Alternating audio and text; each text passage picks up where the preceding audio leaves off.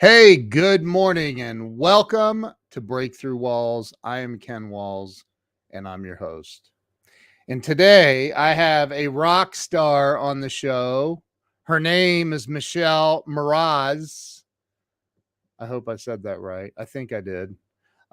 Michelle is amazing. I met her recently at Craig Duswalt's event. And I think you guys are going to love this woman and love her story. So stay with us and do me a favor and share this out. See you in a minute.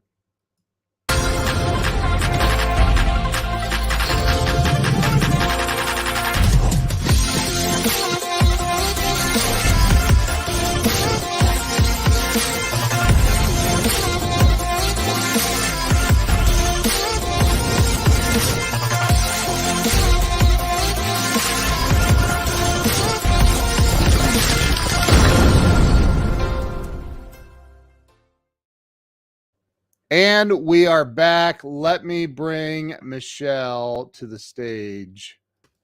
Michelle, welcome to the show. Thank you for having me. I am honored to have you here. You're amazing. I don't really even know what you do, Michelle.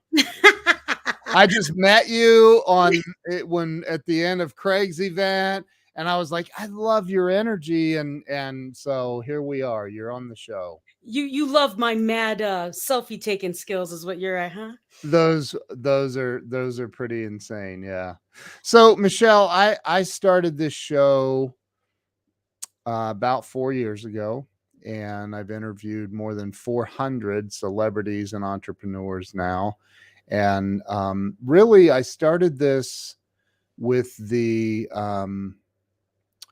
idea of helping people get unstuck. I believe that people get stuck, especially if you own a business. You can find yourself getting stuck, not being able to bust through those walls. And that's what this show's all about. So why don't we start with you telling everybody where you were born and raised? I was born in Trenton, New Jersey at a base called Fort Dix, actually. And then I was raised in the Philippines at Clark Air Base. Wow, the Philippines. Yes. So how long were you there? I mean, you were there your whole childhood? I was there till I was 15. Oh, okay. So I had a 1-year stint where my father, we came to Louisiana. Okay. Where I got to sample America, and then we went back to the Philippines. So yes, I grew up in the Philippines. I did not understand American life. And it was quite the shock when I got here when I was 15. So you were still in high school. Mm-hmm. Did you speak English? I mean, because what's the main language in the Philippines? I should know that, huh? Tagalog. So I was bilingual when I was there. Oh, wow. But when I moved at 15 and then moved to Nebraska, I didn't have a lot of Filipinos around me. And over the years, I lost it. So I can understand it, but I can't speak it. I think Doug Wing is speaking it right. Yes. That's my buddy right there. I don't. So you came here at 15. Where did you, when you moved back to the States, where did you land? Well, the first time we landed in, Connecticut for like 3 months, and then Shreveport, Louisiana.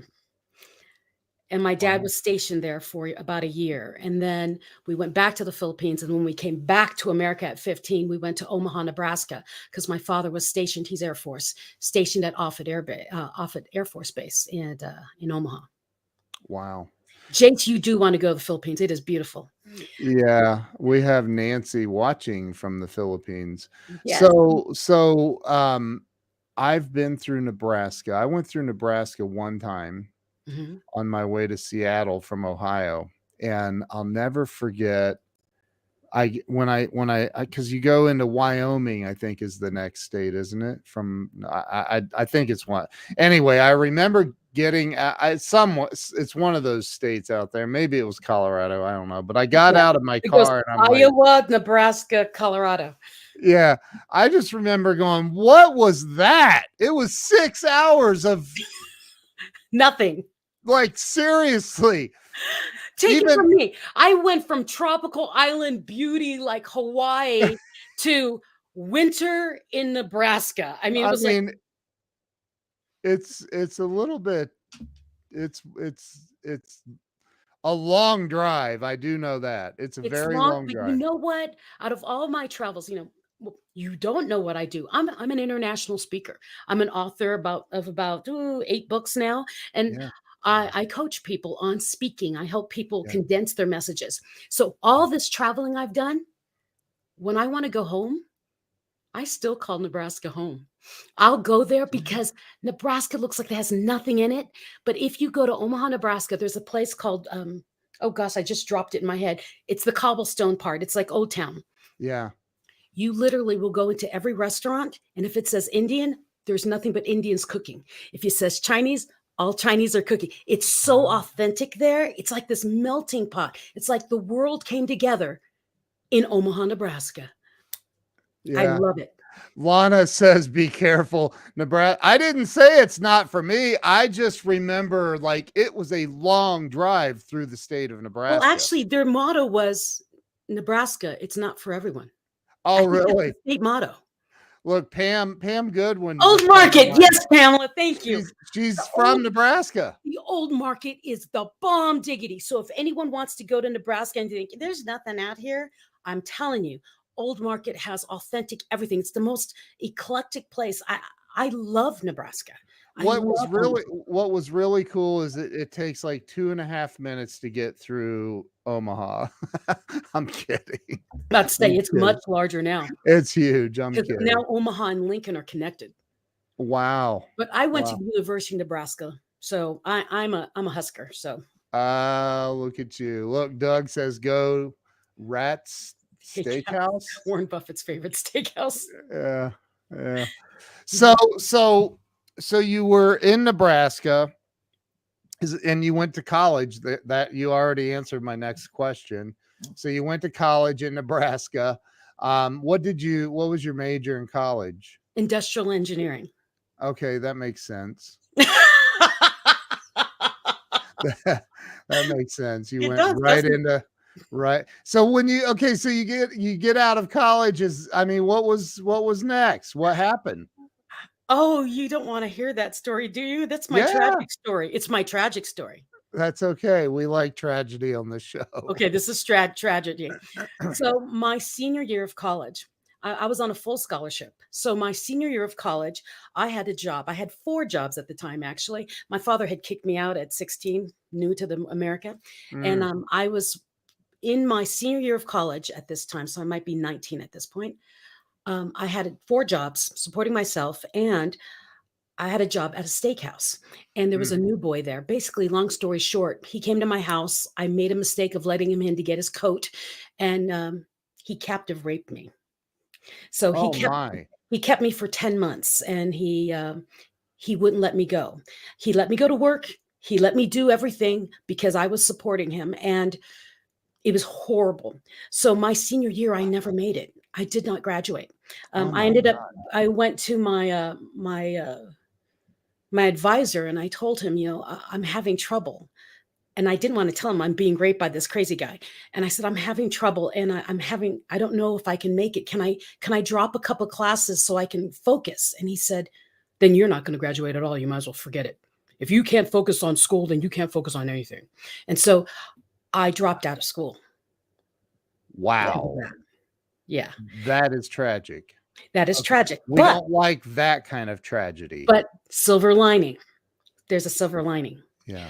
I always thought being smart when I was a kid, that being smart was a detriment. And what I found to get away from this rapist without dying was that I had to outsmart him. I couldn't outmuscle him. You've seen me, I'm 5 foot nothing. And so I couldn't outfight him. So I had to outsmart him. And that's what ended up saving my life. So that's the silver lining. I had to fall back on what I thought was not good, being smart, use it to manipulate him, for him to let his guard down so I could get away. But you said you were going to school, like you were leaving the environment, right? What was there just some kind of a fear that made you go home? He had me. He had no job. he just would stand there. So if I went to class, he stood at the door.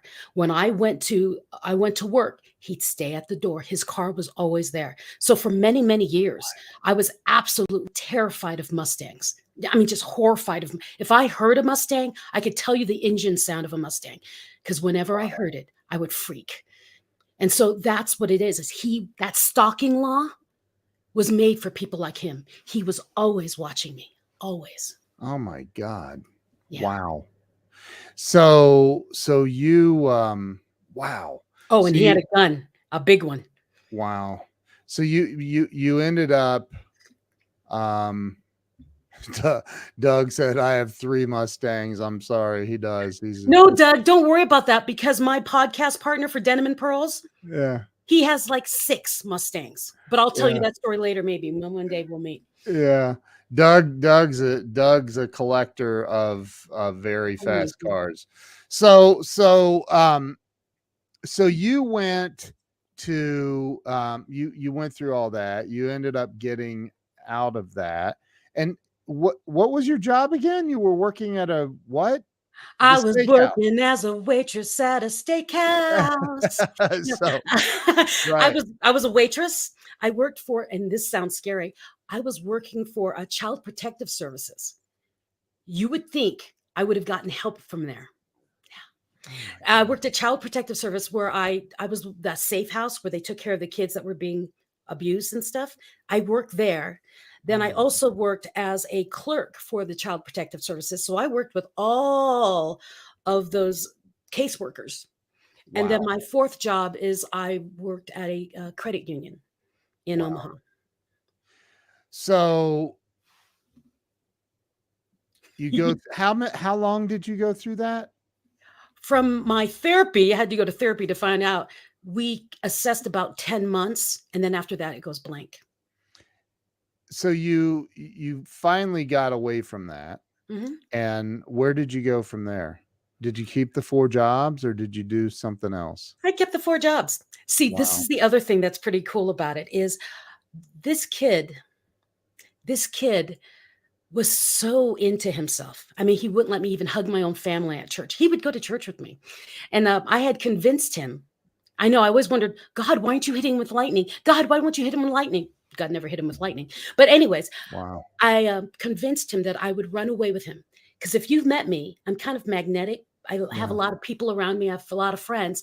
And he hated that. Oh, he hated people talking to me. And I couldn't stop people from talking to me. And so I told him, we'll run away. We'll go to New York. We'll go somewhere where no one knows me. Sell your gun. We'll use that money to go. And I'll be with you forever. And I'll only be with you because I love you. And he said, oh my gosh, you're so smart.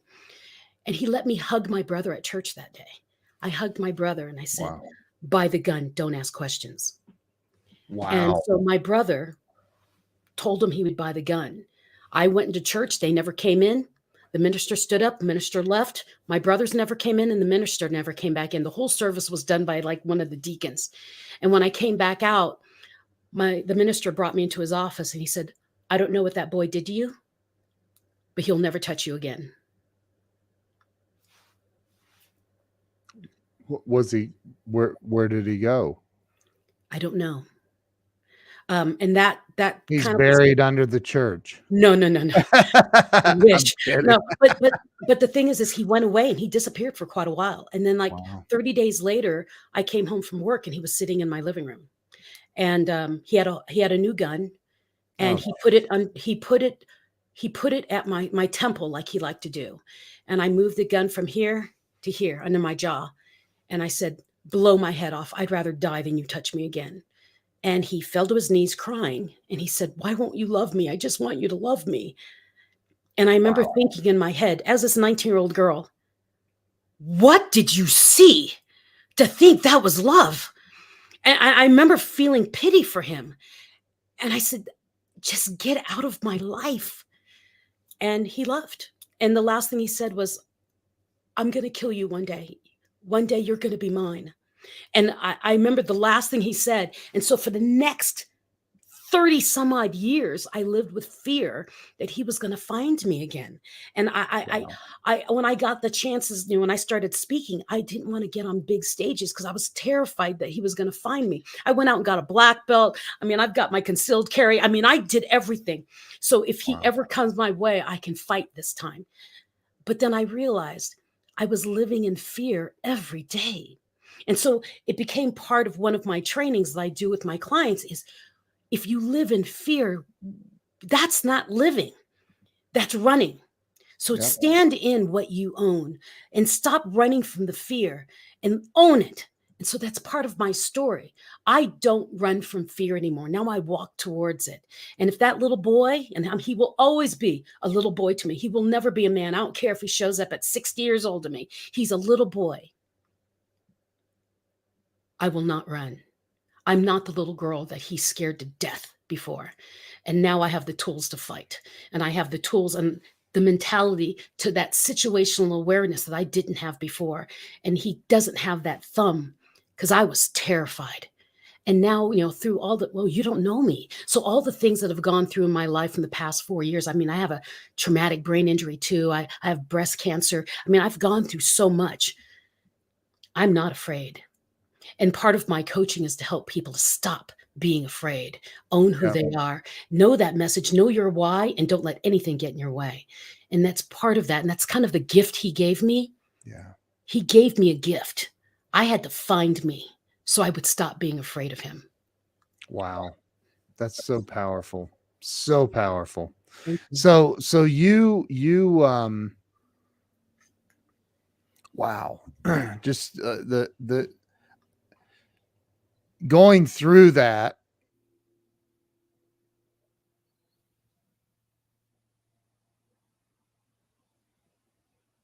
Going through it?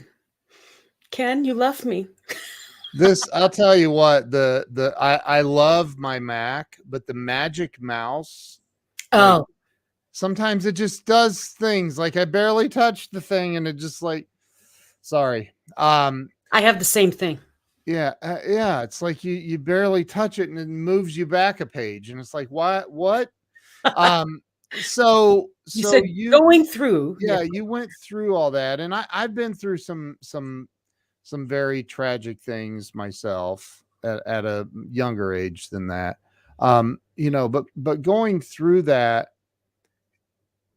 today for me, looking back at a lot of the trauma, it made me who I am today. It gave me strength that I wouldn't have had otherwise. Right. Exactly. And wisdom that I wouldn't have had otherwise. It sounds like you frame it the same way. Like, yeah, it's armor. Yeah. And in everything I've experienced, no matter how tragic it is, I've come across little versions of it in business life. Yeah. And so you take those kind of things and you know what? I've seen that before. How did I adjust to that? Okay, let's apply it now. I mean, people, when you meet me and you see me in business and you see me on stage or wherever I am very authoritative and I'm very quick on making decisions. Yeah. It's because I'm very good at filing all the things that have happened in my past. So I pull up that file, done, did that, move. Yep. Right? You're the same way. Yep. That's right. Learn. So you, how long did you stay in those 4 jobs and in Omaha and how long were you in all that? The 4 jobs, I did that for many years. I think I stayed in those jobs until my husband proposed to me. And I think that was I was 23 by then. So wow. 5 years. Okay. Mm-hmm. And do you still live in Omaha? Heck no, I'm in Colorado. So I married a military man, so we've traveled the world. I mean, we've lived in Germany, Georgia, Korea. So we've hopped around. He flew with NATO, so we were all over the place. But he got a job offer for Colorado. Now, Colorado has Schriever Air Base, Schriever Air Force Base and Space Command. And so we came here because my mother and my 2 sisters live in Denver. And I have never lived close to my family since I left Omaha. So that chance happened and we came from Georgia, from Warner Robins, Georgia, and came here and eventually retired here. So Georgia, the state, not the country. The state. Yeah. Warner Wow. Robins, Georgia. Wow. Georgia's a beautiful place. I used to live in Georgia a long time ago. Really? Yeah. Yeah. Yeah, I love So Georgia. so you ended up in Colorado. How old were you when you moved to Colorado? I think, well, I've been here for, you're asking brain injury girl a number question. I think I've been here for almost 20 years now. How old are my Okay. kids? Yeah, I think it's 19 years. Okay. We've been here a while. So what was it? Because you had these 4 different jobs in Mhm, Omaha, mhm, which have nothing to do with being a speaker or mm-mm, writing books. mm-mm. Where was that shift? Where did that occur? That happened during okay, as a military spouse, for those of you who don't know, we travel from country to country. And usually what happens, if you don't speak the national language of that country, you can't get a job unless you work on base. Base jobs are very small and small, short supply, and Yeah. it's a DS job. Well, I couldn't work. So I did a lot of volunteer work. And so I Mm. would be, be heads of the women's groups and things like that. Well, then I started having children. Now, so we're going to move really, really, really quick. In Colorado, I became a quality examiner. I got my master's degree in quality systems management. And Wow. I'm a numbers person normally. Yeah. And then I became an auctioneer. Yes, I'm a fundraising auctioneer. Can you do the fast talk thing? I can't anymore. And What's that called? Is it just the chant. is it the chant? Like, yeah, I've never been very good at it. That's why I'm a fundraising Yeah. one, because the fundraising ones we're slower Yeah. because Sure. most people in the room aren't used to yeah, they're not used to that. So I was an auctioneer, and Wow. as a fundraising auctioneer with sure success, they're my friends, sure success, and one day Rich said, Michelle, I need you to go and talk to these fundraising people. And here I am, I'm on stage. I have no problem with all these crowds. I can say, okay, we're going to close the silent auction. And Bob had no problems goofing off with the crowd. He sent me to a room with 4 people, and I was like this. I mean, I couldn't talk, and I was just scared out of my mind. And I told him, I can't talk in front of people. He goes, you're talking in front of people all the time. I do, no, I can't talk in front of these people. They're looking at me, and I can see them. And he said, you know what you need? You need Toastmasters. And so they made me go to Toastmasters. And I went to Toastmasters, and I'm a natural speaker. So Yeah. I excelled very quickly. I got my DTM in, like, I think exactly 4 years. And people started asking me to speak at Moth Hour and things like that in town. And then I started being asked to speak in other groups. And so I would go from Toastmaster to Toastmaster group. Then I had my car accident and it dropped. Mm. Oh, I did also spoke for people when I was doing politics. I wrote political campaign speeches. I worked for campaigns here in Colorado, so I would Mhm. go, like, for Lincoln Day dinners and things like that and speak for my candidates. Then I had my car accident and everything got wiped out. Well, when I was in my head and could not speak for 2 years, oh, I couldn't speak and I couldn't walk for 2 years. Jeez. Yeah, you don't know my story. I What was happened? trapped. What happened in the car accident? I'm 5 foot. So seat belts on me hit me here. So Mm. when I was in that car accident, it hit like this, and I went back, and then I hit the window. So I hit my front of my head, the back of my head, my left side. So I lost my frontal lobe, the back of my head, the left right over my ear, and my 2 hemispheres disconnected. So I couldn't Gee. walk or talk. My body couldn't communicate to itself. So for 2 years, I was trapped in my head. Now, in that time period, I was fully cognizant, but I couldn't communicate. So everyone thought I couldn't understand them, but I was screaming in my head, I'm here, I'm here, I'm here, I'm here, Oh I'm my. here, I'm here. And so Wow. I made it out of that. And the crazy, I'm going to have to tell you this one because Yeah. now you're all wondering what the heck's going on with me. At the end of that 2 years, I was pretty suicidal. And I wanted to die, but my saving grace was I couldn't move on my own. Mm. So I couldn't do anything to myself when anyone left me alone. So I'm sitting in my living room. My husband had placed me on a chair, and I was sitting in my living room screaming at God in my head. Why would you give me all of this and then take everything away, then kill me? Just kill me already. And I heard, "You're not dead yet. Get up." And my walls shook. My brain shook. Everything shook. And I'm like, that was not a figment of my imagination. I heard that. I found myself 6 feet from a chair I couldn't walk from. And I realized that everything that had ever happened to me in my life, all those terrible things I thought God was attacking me for, I had someone standing there taking care of me. I would have been dead if I didn't have that guardian with me. And so I thanked God for everything that had ever happened to me, because I wasn't being broken down. I was being built up and I was being protected. And same with this unable to speak and walk thing. It was something I was supposed to do. And so my husband said when he came home, I was on my computer. I can't see. And I'm on my computer. And he said, "What are you doing here? How did you get here?" And I said, "I have to speak. I have to speak." That's all I kept saying. And then he said, "How are you speaking?" I said, "I have to speak." He says, "How did you get here?" "I have to speak." And so that's what started the speaking journey. Wow. I was told to speak. So I got onto my email. Well, actually, he got on my email and he found an email from someone that said, "Dear Michelle, we invite you to speak at TEDx Colorado Springs." And I didn't know what a TEDx was. I'd been locked in my head for 2 years.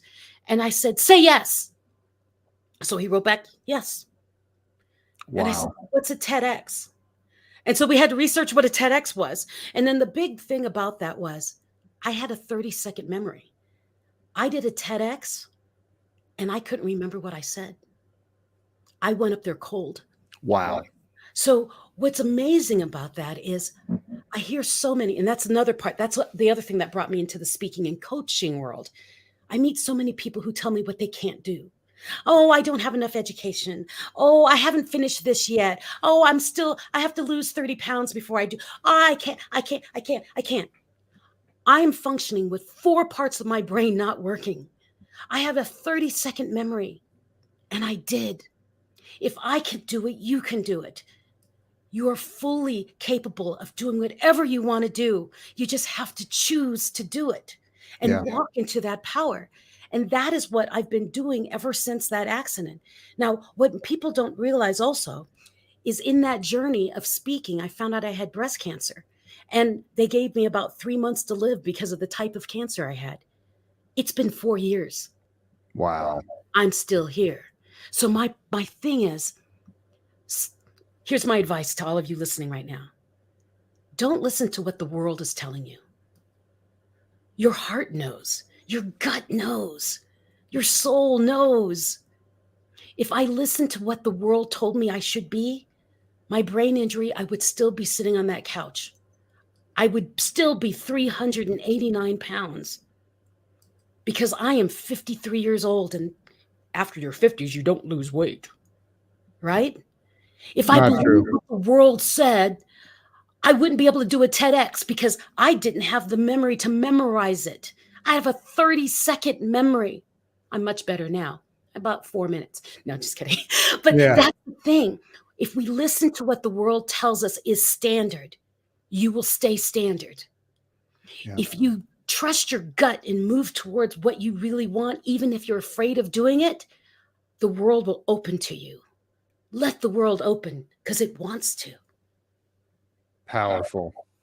So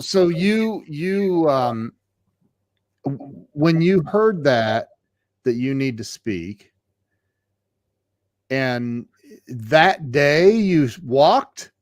I walked to the chair somehow. I don't remember. I don't remember it at all. I mean, that memory, I remember the talk. I remember being told to get up, but the computer thing, all of that, I don't remember. I just know after that, I went to a lot of therapy. I started going to Fort Carson and got seen with the soldiers that came back from Iraq and all. I was with them. And then I went to something called neurofeedback at Harmonized Brain Centers. And so we did a lot of therapy with my brain. I did a lot more speech therapy. I had to regain the ability to hold a fork and to have the motion of bringing that fork to my face. You don't understand how much your brain is doing together when you only have one working at a time. So whenever I would close my eyes, and that was my other problem because of the back of my head that works your eyes, every time I blinked, I would fall. So every blink I would fall because once my eyes closed, my balance was off. So I would kind of sit there doing this a lot, trying to keep my eyes open. So I learned a lot in the past 4 years. And if you look at me, you'd never know I have a brain injury. I have a traumatic brain injury. If you're around me a lot and you see me tired, you'll find that I do have a brain injury. I just function around it very, very well. I've got a lot of things that I do that keeps me upright, a lot of things that keep me on time. I love this little device, this little computer we all hold. It's Yep. amazing. I mean, it keeps me on everything. Most people Yeah. don't realize that, half the time I don't remember why I'm meeting somebody because my brain drops it. Wow. That's But I do have to share one thing. When I couldn't talk and walk, the one thing I could do, I could sing. I could sing for water. I couldn't say, give me a glass of water. Couldn't say it. I would do cylinder, liquid. I couldn't say glass of water. But if I said, I'd like a glass of water, I'd get it. Wow. It reminded me of there was that country singer. He had a really bad stutter, but he sang and it was perfect. Can't remember. It's the same thing. Yeah. I couldn't talk, but I could sing. Wow. That's incredible. So geez, I don't even know where to go from there. You started though, at that point you did the TEDx talk. And where did you go from there? How did you get into All of this. deciding that you're going to be a coach and you're going to help other people with their talks, and how did that all come about? Well, the TEDx, it blew up in India. I mean, huge. And I started getting this huge following, and people were writing me from India saying, oh, you're so inspiring. Oh, please share more. So I started doing Facebook Lives and just talking. And then I got more and more. And then one day, that was it. I met a man named Robert Kittredge, and he said, you keep saying you don't remember anything, but you were a really strong leader in the Toastmaster group. And I said, I was? He is, yeah. I said, well, my husband says I have a lot of John Maxwell books. He says, I'm on the John Maxwell team. He says, if you want to maybe trigger your memory more, because I lost years of my life, he says, maybe that will help trigger. So I joined the John Maxwell team, and yes, we do. We love karaoke. I joined the John Maxwell team, and somewhere in that, I got nominated for the Culture Award for the John Maxwell team. And I won the Culture Award for Positive Attitude in 2018. And so I got to speak with John Maxwell in front of, I won over 8,000 coaches around the world. And John had me on stage and I got to talk to him. And it was amazing. And when I came out of that, I went to Ireland. And then I also went to India to speak and get an award from the Women's Economic Forum. And so I'm like, what is all this doing? I mean, remember, I don't have a memory. So I'm like, who keeps reaching me? I didn't know, but I just kept walking. And in India, someone said, oh, Michelle, how's it feel to be an international speaker? And I said, I'm not an international speaker. And they said, you're in India and you're speaking to a couple thousand women right now. And I said, oh my gosh, I'm an international speaker. I had no clue. I was just saying yes. I promised God, yes. So I just kept saying yes. And the next thing I know, I'm an international speaker. And there are people who were running down halls to get my signature. And people had my book that I didn't even know could get my book. They had my first book, Eat, Drink, and Be Merry. It was my TED Talk. And it was crazy. It happened so fast to me. And then I went to Ireland, met John Maxwell out there, and helped lift Ireland with their launch party. And it was amazing. Then I came back to the States and people were writing me doing, Michelle, can you coach me? I said, coach you for what? And they do, I want to speak like you. And that's how it started. Wow. I didn't know. It just happened. Yep. And I'm natural at it. So why fight that? It's what I was supposed to do. I agree. Amen. So, what are some of the things that you've discovered along the way um, when it comes to people speaking? I'm a speaker. Mhm. What are some of the things that you see people doing um, that maybe aren't the right way to speak from a stage or a live stream? I have an entire academy training people on this stuff, right? So I'm working on that. what's that? I said, I'm working on that. So but what are some of the things that you see people doing that they could be doing better? What are some of the top things? The number one thing I see that speakers that makes me cringe is when a speaker is channeling another speaker. Do you know what I'm talking about? Yep. There are people who come out and they don't trust themselves, so they want to be Tony Robbins. So they come out and they talk like Tony Robbins. Yeah. And I always, when I get a chance, if they're anywhere in my sphere, I do. The world is listening and waiting for your voice. Someone's waiting for you. They don't need another Tony Robbins. They don't need another Les Brown. They don't need a John Maxwell. They don't need a Brene Brown. They need you. And Yep. if you are called to a stage and say, I feel I need to speak, I need to share, then you need to share from you. Because I can tell you, I've heard, we've all done it. We've all heard the same message over and over and over and over and over and over. And then one day, one person says to you, oh, it's a revelation. It's Yep. because it's that one person's voice, their intonation, their history, whatever you clicked with is what they need. So if you're a speaker and you're channeling someone else's personality, stop. Be you. If you agree with her, say I. That's Be Tony. you. Tony. And then the other You gotta part of be it, hungry. you got to be hungry. Yeah, hungry.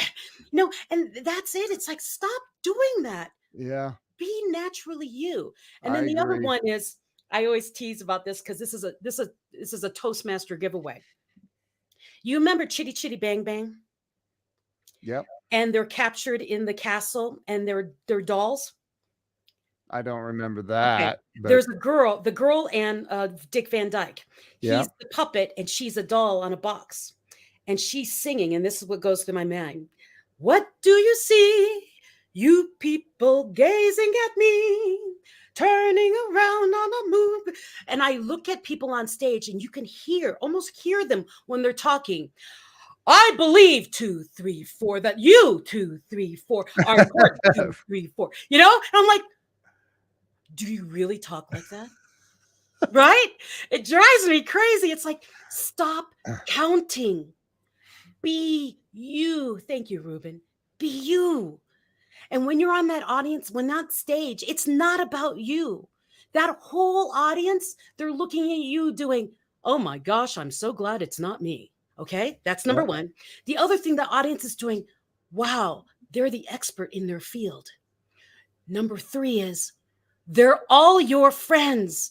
No one wants anyone to fail on stage. So when you're on that stage, they're your friends. How do you talk to your friends? Yes. You Thank smile, you you. laugh, you move, you have fun, you joke, but you don't talk like this, like Bueller, Bueller, Bueller. You know, people are attracted to music. And Yep. they like that intonation of music. It's ingrained into us since we're babies. That's why our mommies and daddies sang to us. That's how we learn language. As Yeah. humans, we need melody. So if you're a speaker and you speak monotone, I want you to go out there and take a voice lesson, go to a karaoke bar, or start singing in your car because you need to learn that different emotions need different tones. And when you're trying to make a point, stop and make that point clear. A lot of people will say something as simple as, my name is Michelle Mras, and thank you so much for being here. No, say hello. My name is Michelle Mras. Thank you for being here. Slow down for the things you want people to hear. Because if you don't, why are you there? I think that's my three. You know what? I agree with everything you're saying. Everything. I see it. I stalk live streams. I've done well over 3,000 live streams. I've interviewed some of the top leaders in the world. And I'm like, I watch people on live streams or doing interviews, and I'm like, and I'm sure you would agree with this, Michelle. A lot of people get on, and they'll do an interview like this and make it all about themselves, and they don't listen to their guest, and it makes me crazy, crazy, crazy. So talk about, you're an entrepreneur, and as we know, entrepreneurship is not very easy sometimes. No. So when you first started, how many free speeches did you give before you ever got paid to do a speech? Hundreds. Because I didn't even know I was speaking. Right. I was just helping. Everything Right. was helping. And then I didn't realize someone wanted to pay me until someone's like, can we at least get you lunch? And I was like, you can give me lunch. I mean, I just like talking. I just wanted to share. Yeah. And then I think when I started getting paid, it was when someone said, thank you, Nancy. Someone told me, I'm not bringing you on my stage unless I'm paying you at least 12. And I said, 12 with zeros behind it? And that's what happened. She refused to put me on her stage unless I put on my contract at least 12. And so I put 12,000. I put it in. And she said, make it 15. Made it 15. She says, that is presentable. She says, you are a powerful speaker. I know you're new to the business, but there's no way my board's going to allow me to bring you on without money. Yeah. Or you're nobody. And I'm like, oh my gosh. And that was my first realization. I need to put a dollar amount, or the level of what they take me as serious goes up and down. And so that is what happened with my speaking. It was like, okay, now I'm just going to put a big number and they can talk me down. And that's what started with my whole career. Was I put some crazy number that I could say without throwing up. And that's how it happened. And people are like, that's it? Oh, you're a powerful speaker. No, I want this and this. Can you give me some of your books? How many more books? And so people started negotiating with me. I'm like, I told my husband, honey, I think I'm a speaker. I think you are, so that's awesome. It's a lot of fun. Yeah. And the power of all this is you and I get a chance to meet so many interesting, amazing, beautiful people. Yeah. And to guide them through, and sometimes as an interviewer, as you know, because I do the same thing on MentalShift and on Denim Pearls, is sometimes we guide our guests to bring out the best version of them. Yeah.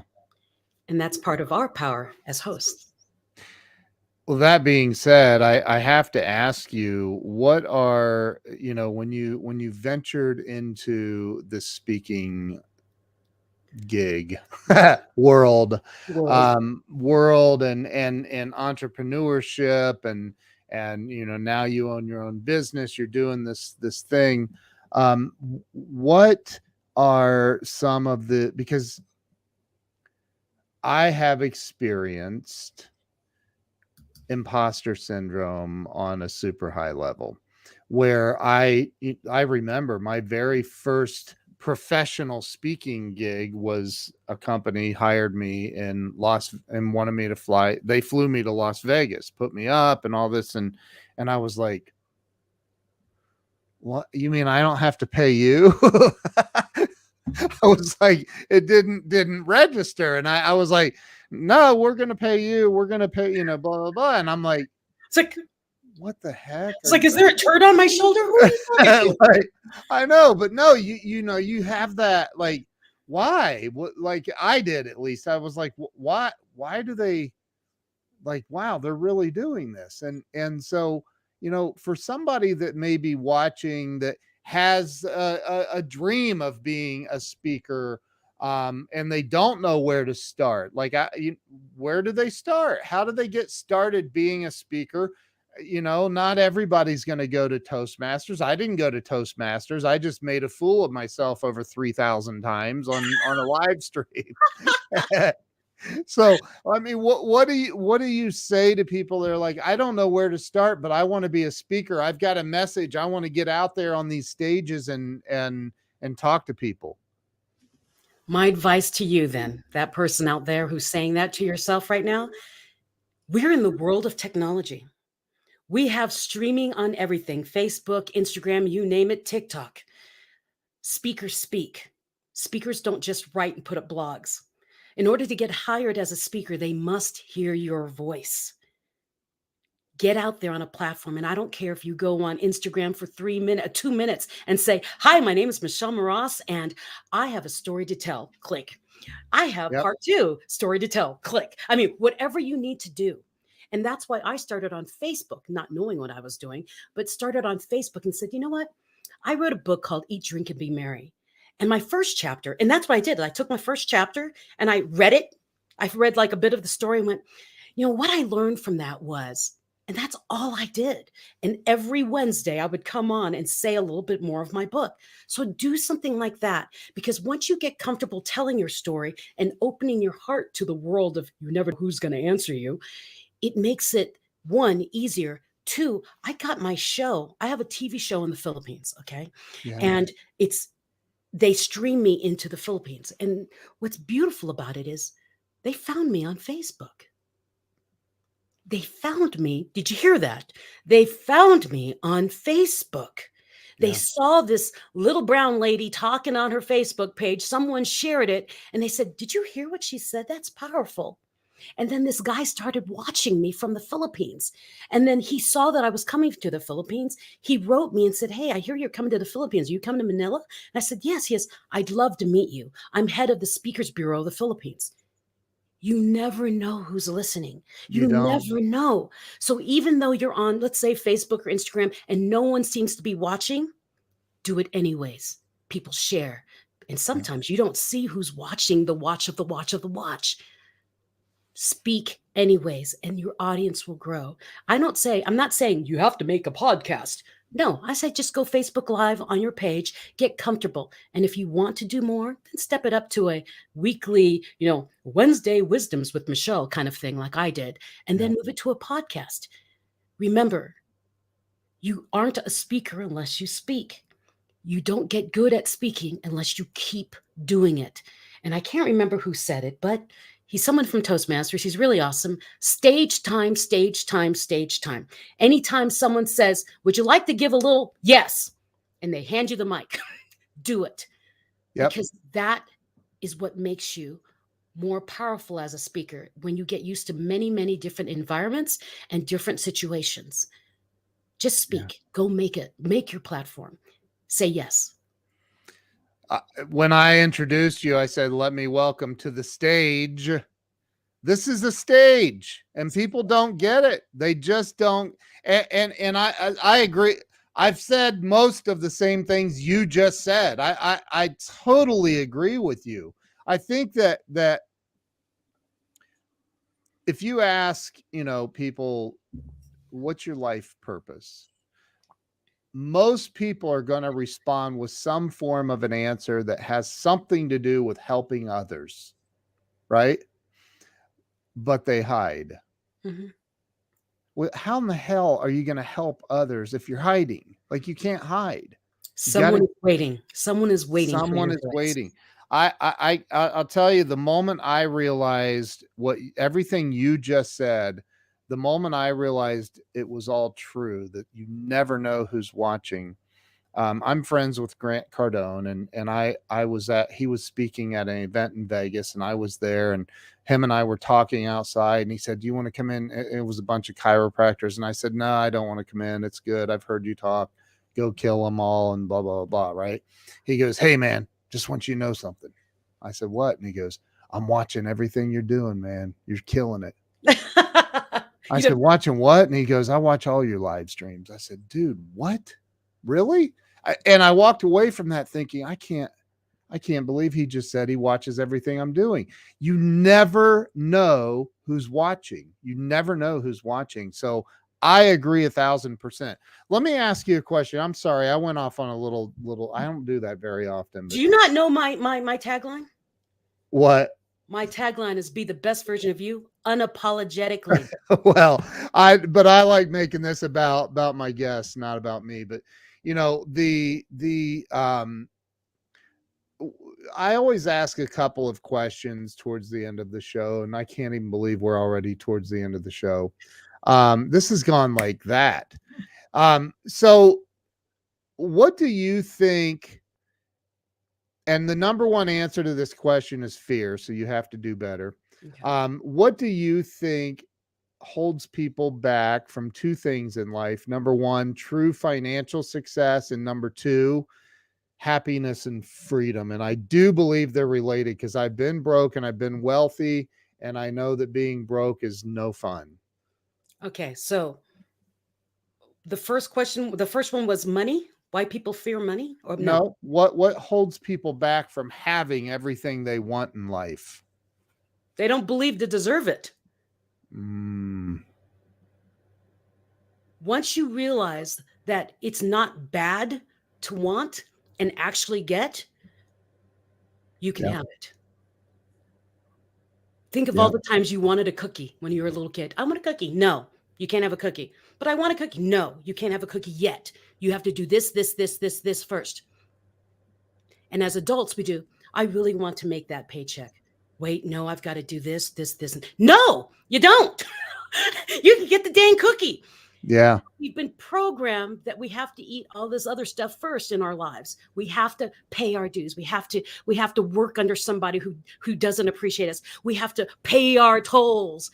Well, here my thing is, life is not promised, tomorrow is not promised, and that you need to go get what you want. Go seek your dream now. Now, that ties in with the happiness thing. Why do people not what they don't achieve or feel that they're happy? It's because they're measuring up to something else. Mm, Look inside of yourself.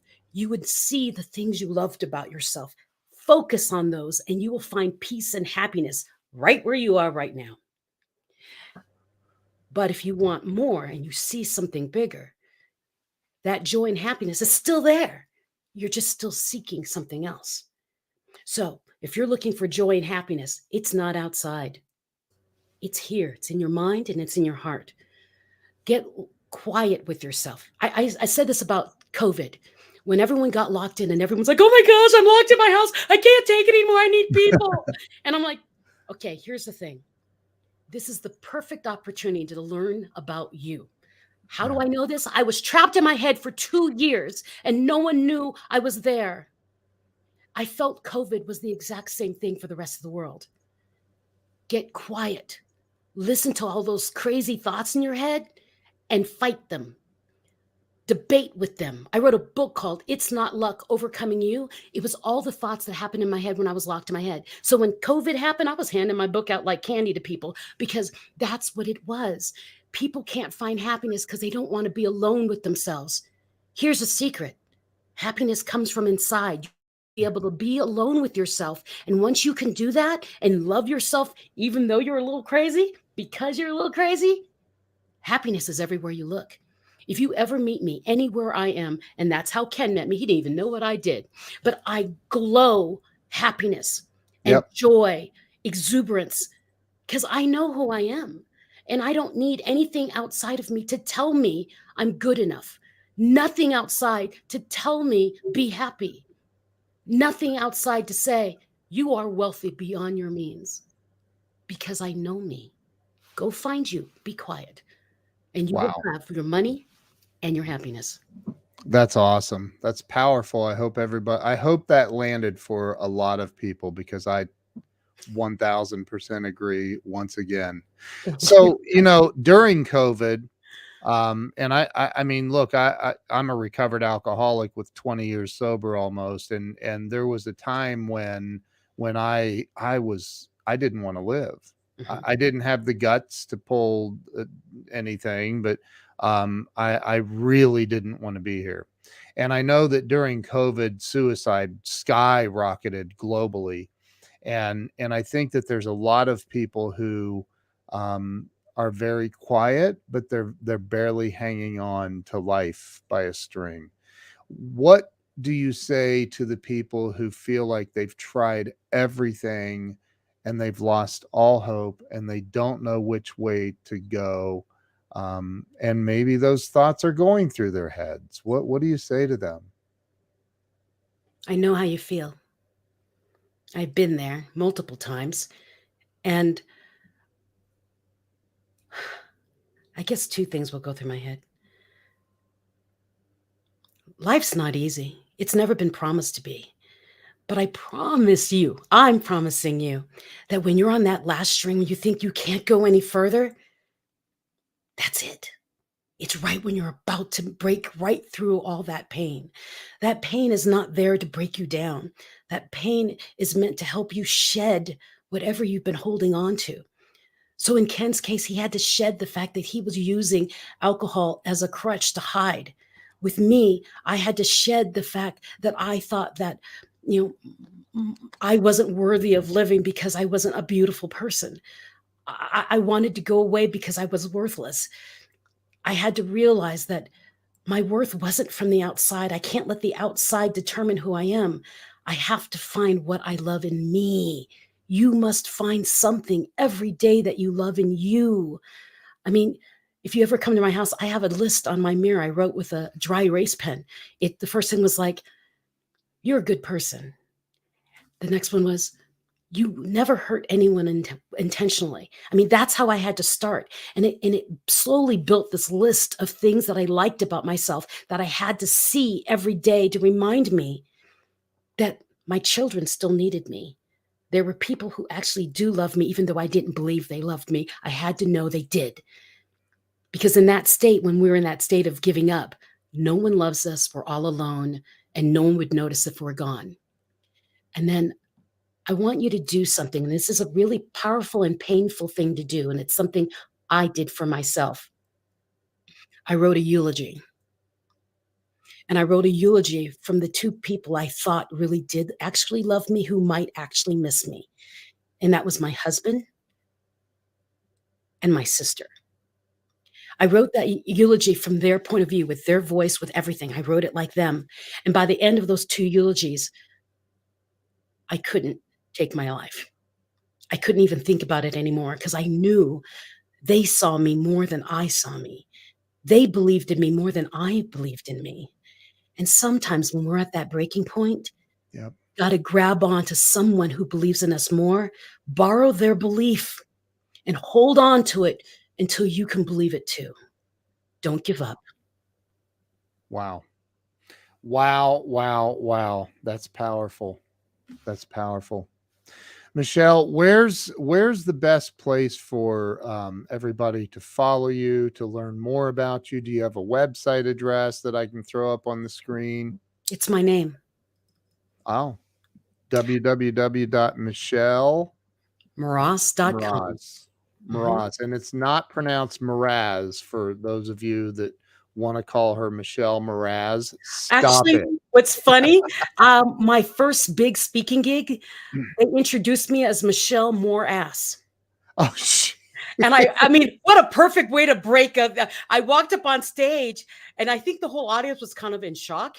And you have to think, I was like 300 pounds the first time I took stage. So I walked on the stage, and I turned around, and I hit my butt, and I said, if that was his name, I would have kept my maiden name. And the whole room just laughed. It was the perfect way to break up the room. So please don't call me Mras, but it's Mras, yes. Mras. Michelle Mras. And the reason why you can find me on my website is, remember, I have a brain injury.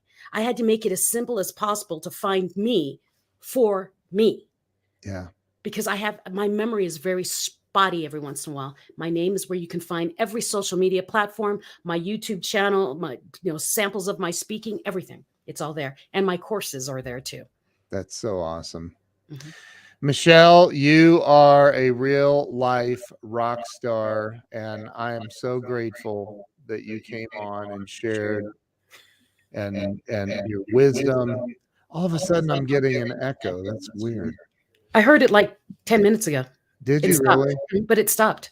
It's the internet does that. Michelle, listen, thank you for being here today. Thank you to everyone who's watched and shared. And are there any other words of wisdom that you would like to leave the audience with today? Oh, I want to do my Maya Angelou quote. I love to say this. Okay. After everything I've gone through, this is it. My mission in life is not merely to survive, but to thrive and to do so with some passion, some compassion, some humor, and some style. Go out there and be the best version of you, unapologetically. You're amazing. Thank you. Thank you, Thank Ken. you to everyone who shared this out. If you didn't share it out, redeem yourself right now and share this out. Michelle, thank you so much. And we'll see you guys later. Michelle, thanks. Thank you. Bye-bye.